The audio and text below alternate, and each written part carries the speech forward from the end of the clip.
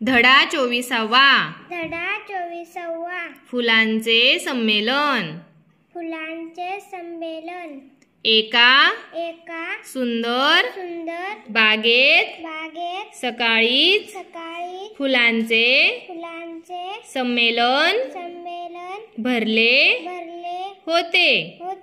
जाई जुई कर्दळीची सगळीकडे वर्दळ होती। झेंडू कन्हेरी आणि जास्वंदी दिसत होते आनंदी। पिवळा आणि हिरवा चाफा शांत बसले होते।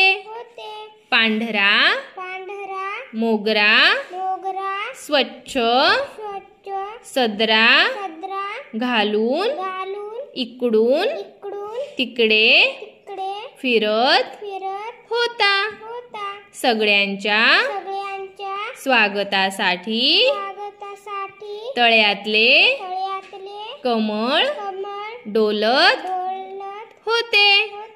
निशिगंधाच्या वासाने वातावरण प्रसन्न झाले होते।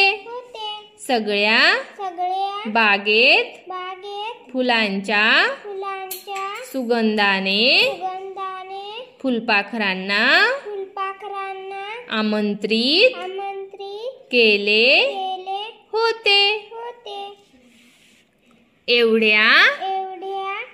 एवढ्यात एका फुलपाखराने संदेश आणला। चला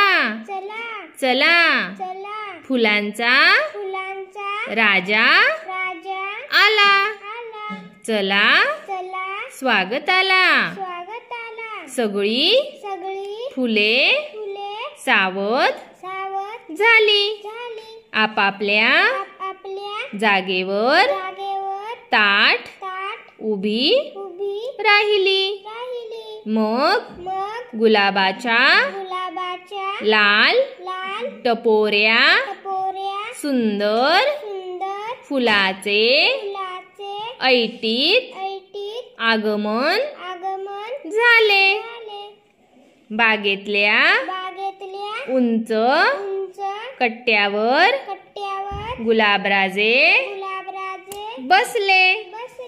सगळीकडे शांतता पसरली। सदाफुलीने छान गाणे म्हटले। झेंडूने गोष्ट सांगितली। फुलपाखरांनी नाच करून दाखवला। निशिगंधाने गुलाबरावांचे स्वागत केले। जाई जुई बाजूला उभ्या राहिल्या आणि गुलाबराजे उभे राहिले। मोठ्या उत्साहाने त्यांनी आपले भाषण सुरू केले। माझ्या सुगंधी मित्रांनो आणि मैत्रिणींनो, या संमेलनात आपण माझे स्वागत केले। माझे मन हरखून गेले।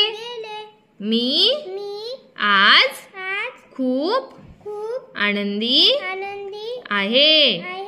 आजपर्यंत सगळ्यांच्या स्वागताला मीच पुढे असायचो, पण आज माझे स्वागत मन अगदी प्रसन्न झाले. मित्रांनो, आपला सुगंध असाच सर्वत्र दरवळत राहो.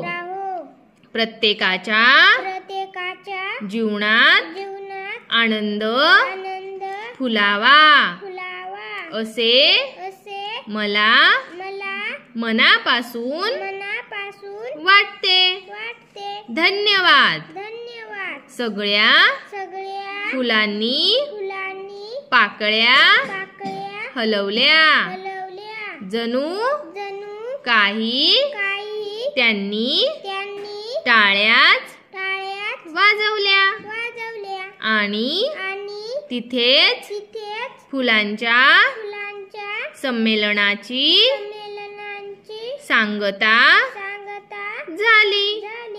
अनन्याला अचानक जाग आली आणि पाहते तो काय तिच्या वाढदिवसाला सगळ्या मैत्रिणी हातात वेगवेगळी फुले घेऊन आल्या होत्या.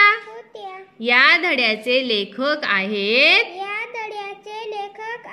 बाळकृष्ण मुरलीधर बाचल.